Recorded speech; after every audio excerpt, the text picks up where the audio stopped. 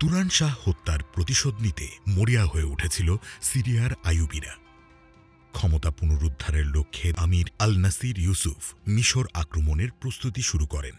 বাগদাদের খলিফা মুস্তাসিমও মামলুকদের সাম্প্রতিক কর্মকাণ্ডে নাখোশ ছিলেন।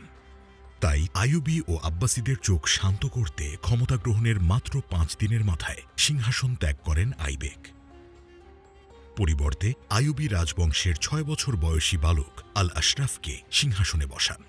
আদতে গোটা মিশরের নিয়ন্ত্রণ তখন আইবেক ও সাজারুদ্দিনের হাতে, আর তাদেরকে পেছন থেকে সমর্থন দিতেন ফারেসুদ্দিন আক্তাই, বাইবার্স, কুতুজ এবং বলবন আল রশিদের মতো উচ্চপদস্থ বাহরি মামলুকরা।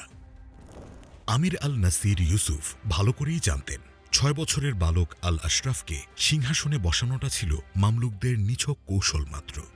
তাই তিনি মিশর পুনরুদ্ধারের লক্ষ্যে আল কোরা নামক স্থানে মামলুকদের বিরুদ্ধে যুদ্ধে অবতীর্ণ হন।